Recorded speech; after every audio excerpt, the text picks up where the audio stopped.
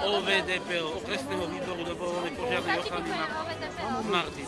No, a oni už vedia, čo majú, len aby to tak nejako. Hej, prosím. A to je pekný obrazok, tam je slušný. A bude mať pamiatku na kláštor. Ďakujeme, lebo ďakujeme za všetky. Rozumiem, no, vám je zima, babi. Ale nie, to mi... A vy to a mne, a na Vricku, ja som sa takto tresol. Viete, čo majú robiť na svojom kanále? Veliteľ. Tu. Vy budete dávať hlásenie, hej? Dobre, ideme na to. Sem chcete auto, hej?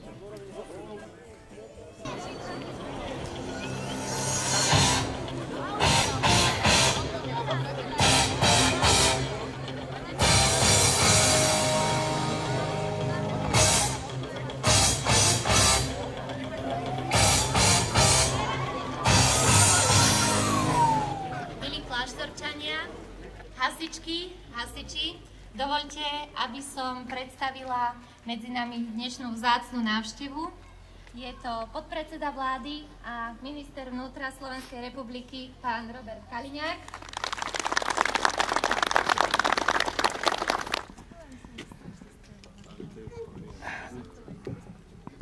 Trošku je unavený ten mikrofón.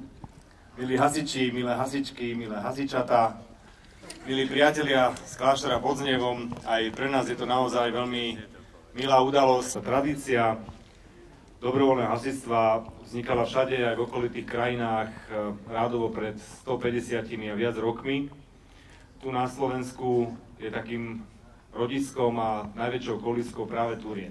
Zbory, dobrovoľné hasičské zbory práve tu na Turci sú veľmi silné a aj veľmi početné a prechádzajú všetkými generáciami. A tak určite aj toto autíčko nemôžeme považovať za nejaký darček, ale ako jedno veľké poďakovanie za tie roky tvrdej driny, ktorú dobrovoľní hasiči tu v kláštore pod Znevom vykonali. Je psou povinnosťou aj nás všetkých, aby sme dokázali túto tradíciu podporiť. Na jednej strane máme dobre vycvičených, dobre pripravených, odhodlaných hasičov, na druhej strane je nevyhnutné, aby sme doplnili toto odhodlanie, nasadenie aj kvalitnou technikou. Chcem sa poďakovať aj Jurajovi Blanárovi, županovi, otcovi kraja, ale aj poslancovi Národnej rady za to, že nám v tomto projekte veľmi pomáhal ako starý hasič, aj profesionálny, aj dobrovoľný. A bol som prekvapený, keď sme so zákonom prišli do parlamentu, našlo sa veľa ľudí, ktorí boli proti. Pravdepodobne v tých veľkých mestách už zabudli, čo to je spolupatričnosť, pomoc jeden druhému, sused susedovi, a tak som naozaj rád, že chlapi zabojovali, že sa potiahlo a zákon sa naozaj veľmi dobre schválil. Aj takto verejne sa chcem poďakovať za podporu tomuto projektu.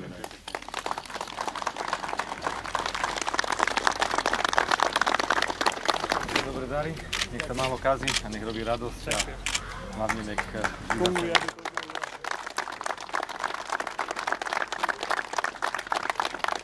Ďakujem, poučil som správnych rukách, preto mi dovolte, aby sme dodržali staré hasičské tradície. Dovolte mi, aby som poprosil podpredsedu vlády ministra vnútra spolu s pani starostkou, aby uviedli toto vozidlo do života, a to ručným hasiacím prístrojom značky Hubert.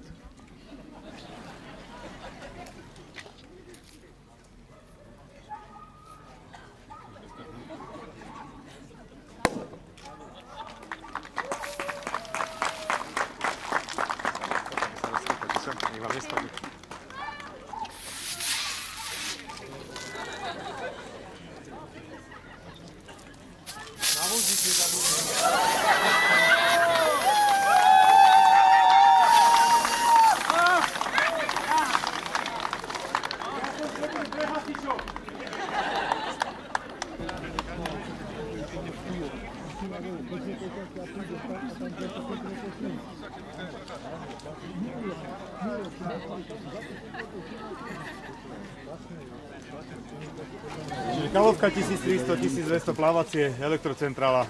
Z druhej strany ešte 900 litrové ponorné čerpadlo, 40 m protipovodňových zábrana a osvetľovacia rampa. Je lahúcinka, že niekedy, keď je šmiklavé podklad a jak poriadne zabere, tak niekedy ešte sama tancuje, ale ináč dobre. Zapneme si jeden. Čo? Zapni, ale neviem ako. Nerozoberte, chlapci.